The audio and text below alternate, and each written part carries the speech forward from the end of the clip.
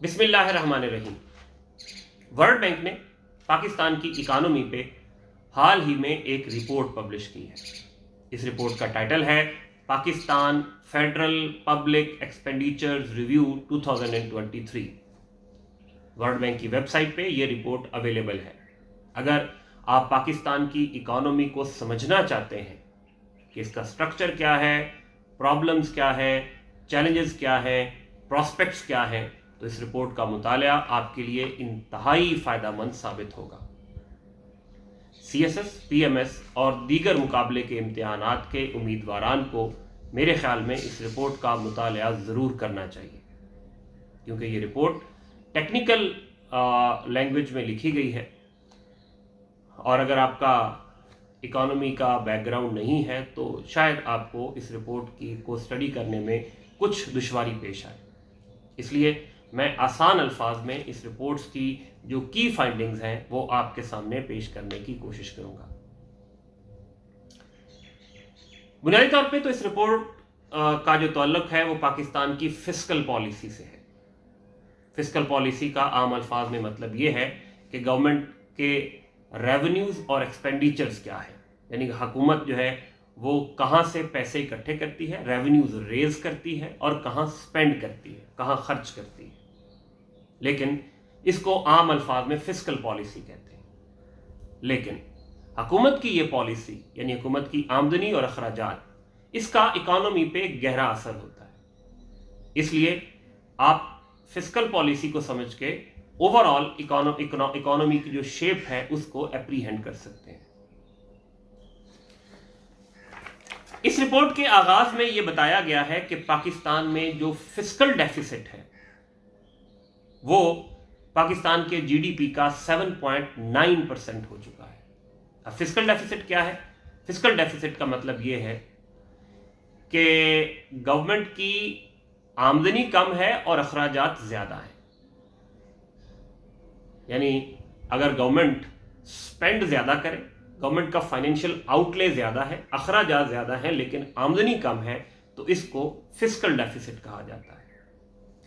Financial year 2022 जो कि 30 जून 2022 को खत्म हो गया, अभी पाकिस्तान में फाइनेंशियल ईयर 2023 चल रहा है, उसमें पाकिस्तान का फिस्कल डेफिसिट पाकिस्तान के जीडीपी का 7.9% हो चुका था।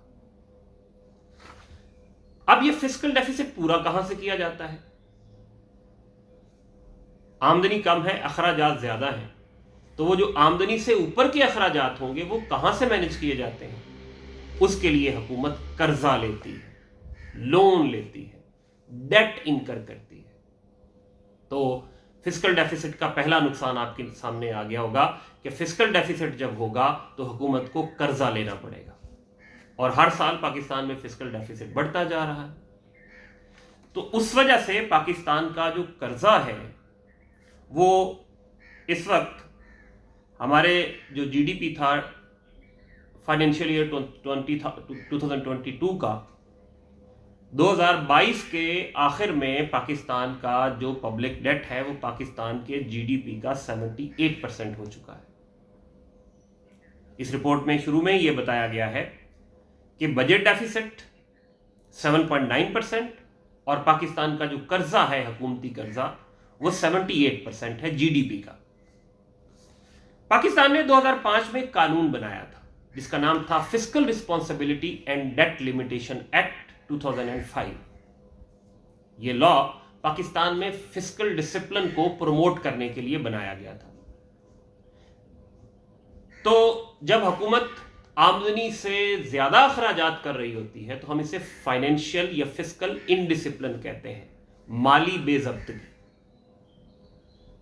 तो इस अमल को रोकने के लिए 2005 में यह कानून बनाया गया।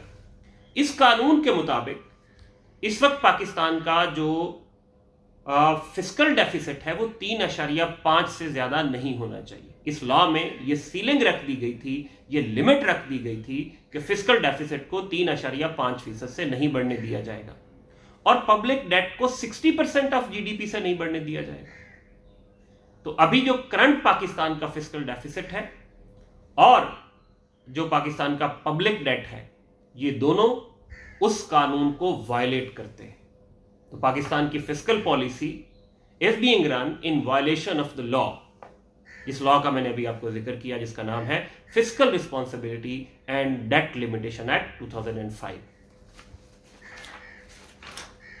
इस रिपोर्ट के 5 हिस्से हैं बेसिकली, और मैं ये रिपोर्ट आपके सामने 5 एपिसोड में प्रेजेंट करूंगा।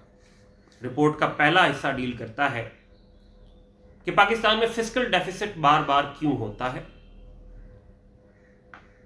और ये पाकिस्तान इसको ओवरकम क्यों नहीं कर सका। Like why are recurrent fiscal deficit harmful to economy, ये पार्ट 1 है। Why are Pakistan fiscal deficit persistent, ये पार्ट 1 है। पार्ट 2 है how can federal government expenditures be rationalized for fiscal savings and efficiency of development spending be improved. Part 3 deal करता है what are the key non budgetary drivers, यानी government के जो अखराजात और रेवेन्यू से हट के of date shock and how can they be manage to minimize their fiscal impact and risk. यानी जो गवर्नमेंट के अखराजात और रेवेन्यूज के अलावा जो पब्लिक जो डेट है उसमें इजाफा हो रहा है, जो हुकूमत का कर्जा बढ़ रहा है, हुकूमत के रेवेन्यू एक्सपेंडिचर से हट के वो कौन से फैक्टर्स हैं और उनको कैसे मैनेज किया जा सकता है। ये है रिपोर्ट का पार्ट 3।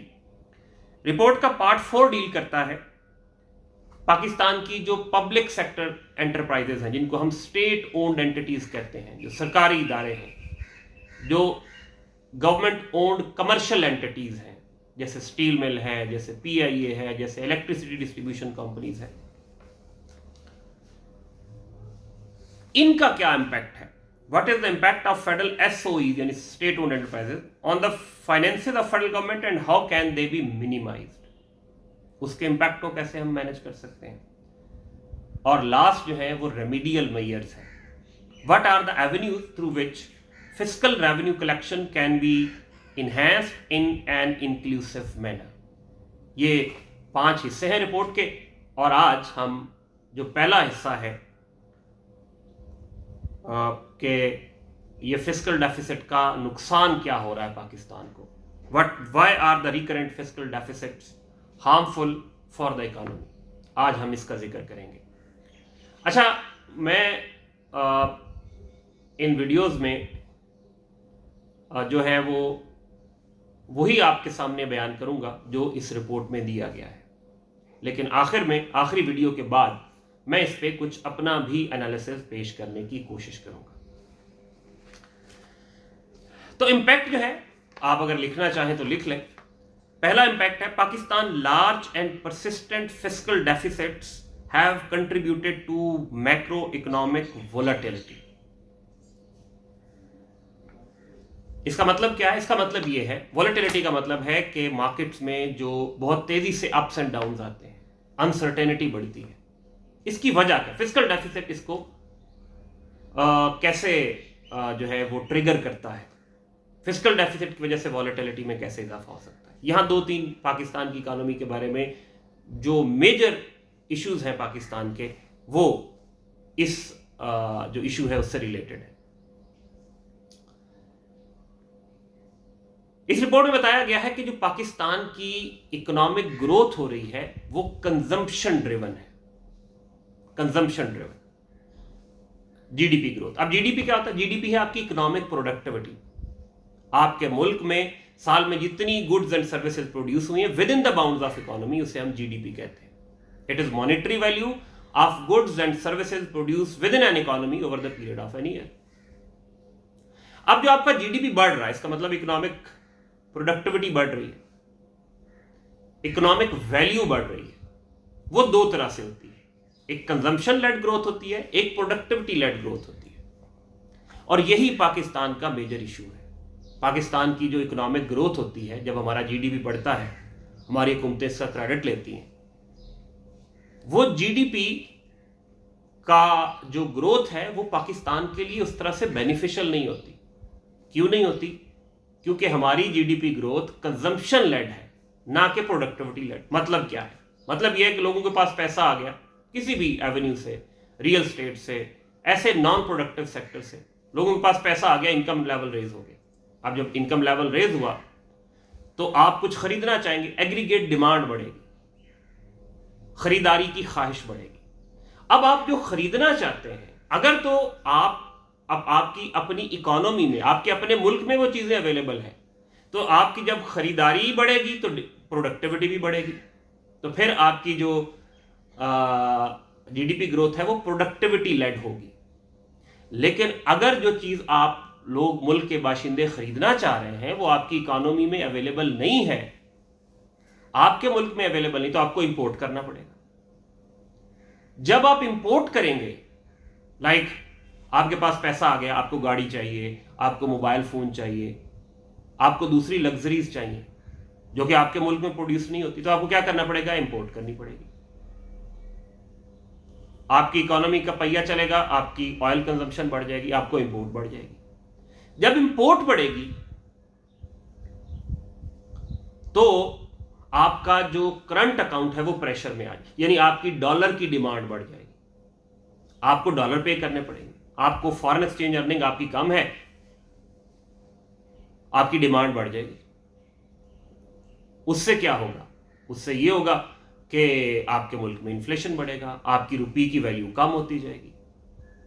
देखिए ना, आपको डॉलर खरीदने के लिए रुपया चाहिए, तो जब आपके मुल्क में डॉलर कम होता जाएगा तो रुपए की वैल्यू कम होती है, जो आज आप फिनोमिना देख रहे हैं। तो उससे क्या होगा? उससे ये होगा कि जो आपकी इकोनॉमी बढ़ी, आपके लोगों का इनकम लेवल रेज हुआ, तो उसके साथ ही आपकी जो है वो आपकी जो बैरूनी अदायगियां हैं, जो आपने बाहर पेमेंट्स करनी है, क्योंकि इंपोर्ट्स बढ़ गई, इनकम लेवल रेज होने से मुल्क की प्रोडक्टिविटी नहीं बढ़ रही, इंपोर्ट्स बढ़ रही। तो इंपोर्ट्स के बढ़ने से आपकी जो एक्सटर्नल मार्केट है उस पे प्रेशर पड़ेगा, जो आपने बैरूनी अदायगियां करनी है, एक्सटर्नल पेमेंट्स करनी है, उनमें इजाफा होगा। तो उससे क्या होगा कि वो जो आपका इनकम रेज का लेवल है वो आपके लिए नॉन सस्टेनेबल होता जाएगा। इसीलिए आप देखते हैं कि पाकिस्तान में एक साइकिल चलता है, जीडीपी बढ़ता है तो आपकी जो फॉरेन लायबिलिटीज है, आपका जो ट्रेड डेफिसिट है, आपका जो करंट अकाउंट डेफिसिट है वो बढ़ता है, और फिर उसको सस्टेन करने के लिए आपको स्टेबिलिटी की तरफ जाना पड़ता है। तो फिस्कल डेफिसिट का पहला नुकसान ये है। दूसरा नुकसान ये है कि the fiscal deficit and its financing has led to a strong sovereign financial sector nexus in Pakistan. क्या मतलब यह है कि हुकूमत और बैंकों के दरमियान एक नेक्सस डेवलप हो गया है। बैंक्स जो हैं वो प्राइवेट सेक्टर की बजाय हुकूमत को लोन दे रहे हैं। इस वक्त पाकिस्तान के बैंकों का 70% कर्जा हुकूमत को दिया गया है, यानी हुकूमत इस वक्त पाकिस्तान के बैंकों की सबसे बड़ी बोरोवर है। अब बैंकों को इसका फायदा यह है कि अगर बैंक्स प्राइवेट सेक्टर को देते हैं तो उसमें रिस्क है, प्राइवेट कोई कंपनी, कोई इंडिविजुअल लोन लेके भाग सकता है, हुकूमत नहीं भागती। लेकिन उसका नुकसान यह है कि अगर हुकूमत की फाइनेंशियल डिफिकल्टीज में इजाफा होता है किसी भी वजह से, तो आपका फाइनेंशियल सेक्टर बैठ जाएगा, क्योंकि आपके पूरे बैंकों की, तमाम बैंकों की जो मेजर बारोवर है वो गवर्नमेंट है।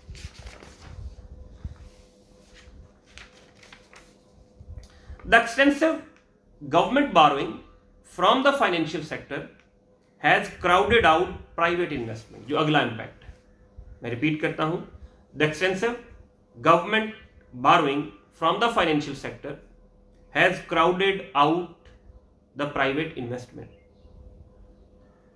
मतलब क्या? कि प्राइवेट इन्वेस्टमेंट खत्म हो चुकी है।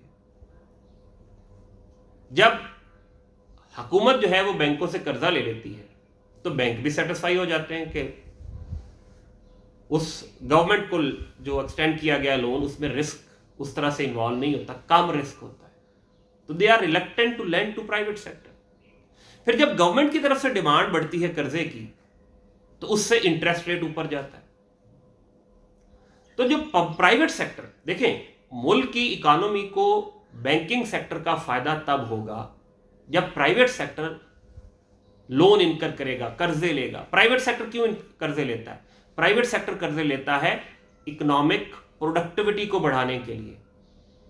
एक सरमायादार कर्जा लेगा नई फैक्ट्री बनाने के लिए, मशीनरी में इजाफे के लिए, रॉ मटेरियल में इजाफे के लिए, अपनी प्रोडक्शन कैपेबिलिटी को बढ़ाने के लिए। तो जब प्राइवेट सेक्टर लोन इनकर करता है तो उसका इकोनॉमी में रियल टाइम इफेक्ट होता है, रियल टर्म्स में वो आपकी इकोनॉमी के लिए फायदामंद होता है। जब गवर्नमेंट कर्जा लेती है तो उसका इकोनॉमी को उतना फायदा नहीं होता। अच्छा, उसी से अगली जुड़ी बात, the large public debt stock का मतलब हुकूमत के लिया गया कर्जा जो हुकूमत टी बिल्स की सूरत में और दूसरी फॉर्म्स में लेती है। Crowded out public investment. अब प्राइवेट इन्वेस्टमेंट भी जो है वो भी कम हो गई, और गवर्नमेंट जब कर्जा लेती है तो गवर्नमेंट तो कर्जा लेती है। अब हमारा जो मेजर गवर्नमेंट के अखराजात हैं उनमें डेट सर्विसिंग है, जो हमने कर्जों पे जो पिछले कर्जे लिए उन पे सूद देना है। तो जब हम नया कर्जा लेके सूद जो इंटरेस्ट है उसको वापस करेंगे तो गवर्नमेंट नई इन्वेस्टमेंट्स नहीं कर सकेगी हेल्थ सेक्टर पे, इकोनॉमिक सेक्टर पे, एजुकेशन पे। तो वो जो प्रोडक्टिव पब्लिक एवेन्यूज हैं उन पे भी इन्वेस्टमेंट नहीं होती। और एक और वजह, बेसिकली रीजन कि हमारा पब्लिक डेफिसिट है क्यों, फिस्कल डेफिसिट है क्यों, उसकी एक वजह यह बताई गई है कि Pakistan fiscal revenue collection is low and has been falling. Pakistan में जो टैक्स कलेक्शन है वो बहुत कम है। इस वक्त पाकिस्तान में जो टैक्स कलेक्शन है वो हमारे जीडीपी का महज 12.8% है, और ये पूरे साउथ एशिया में सबसे कम है। जो साउथ एशिया में टैक्स टू जीडीपी रेशियो है एवरेज, वो 19.6% है। तो पाकिस्तान में टैक्स टू जीडीपी रेशियो पूरे साउथ एशिया में सबसे कम है।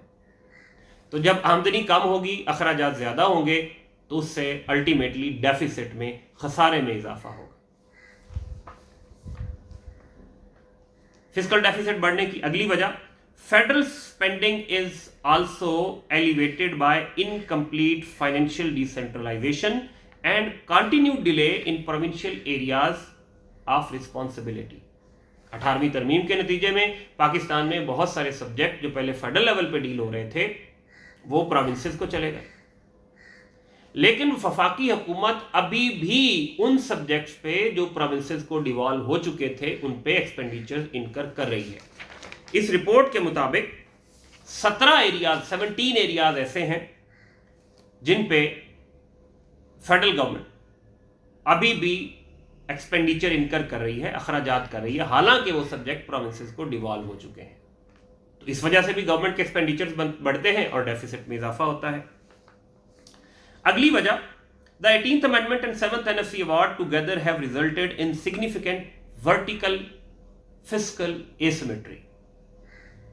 30 दिसंबर 2009 को पाकिस्तान में 7th NFC अवार्ड हुआ। 7th NFC अवार्ड के नतीजे में, अब NFC अवार्ड क्या है? NFC अवार्ड बेसिकली पाकिस्तान के आइन के आर्टिकल 160 के तहत एक कमीशन है, नेशनल फाइनेंस कमीशन। वो पाकिस्तान में टैक्सेस जो हैं वो फेडरल गवर्नमेंट कलेक्ट करती है, फिर उसमें कुछ हिस्सा अपने पास रखती है, कुछ प्रोविंसेस को दे देती है। एनएफसी अवार्ड में ये डिसाइड होता है कि टोटल टैक्स रेवेन्यूज में फेडरल गवर्नमेंट कितना रखेगी, प्रोविंसेस को क्या मिलेगा। 7th एनएफसी में जो फेडरल गवर्नमेंट का शेयर था वो 46%, बेसिकली 46.5% है। सॉरी, जो फेडरल गवर्नमेंट का शेयर है वो 42.5% है और प्रोविंसेस का शेयर 57.5% है 7th एनएफसी में। 7th एनएफसी से पहले फेडरल गवर्नमेंट का शेयर 56% था। 7th एनएफसी में फेडरल गवर्नमेंट का शेयर 56 से कम होके 42.5% हो गया और प्रोविंसेस का शेयर 46 से बढ़ के 57.5% हो गया। तो फेडरल गवर्नमेंट का टैक्सेस में शेयर तो इस रिपोर्ट के मुताबिक 42.5% है, लेकिन फेडरल गवर्नमेंट के जो पाकिस्तान के जो टोटल गवर्नमेंट एक्सपेंडिचर्स है उसका 67% फेडरल गवर्नमेंट स्पेंड कर रही है। फेडरल गवर्नमेंट प्रोविंसेस के मुकाबले में, यानी चारों प्रोविंसेस मिला के 33% स्पेंड करते हैं और फेडरल गवर्नमेंट जो है वो 67% स्पेंड करती है। लेकिन टोटल टैक्स रेवेन्यू में प्रोविंसेस को 57.5% मिलता है और फेडरल गवर्नमेंट को 42.5% मिलता है। तो ये एक एसिमेट्री है, एनॉमली है। तो ये मेजर इश्यूज हैं जो रिपोर्ट के पहले हिस्से में बयान किए गए हैं। तो आज ये इस रिपोर्ट की पहली एपिसोड थी। इसमें काफ़ी टेक्निकल टर्म यूज़ हुई। मैंने आसान अल्फाज में इस रिपोर्ट को आपको एक्सप्लेन करने की कोशिश की है। अगर आपको कोई बात समझ ना आई हो तो आप कमेंट सेक्शन में पूछ सकते हैं और मैं जब अगली वीडियो होगी तो उसमें आपके कमेंट्स की रोशनी में आपके सवालात के जवाब देने की कोशिश करूँगा। आज के लिए इतना ही। इसी रिपोर्ट की अगली एपिसोड के साथ जल्द ही आपकी खिदमत में हाजिर होंगे। Thank you very much.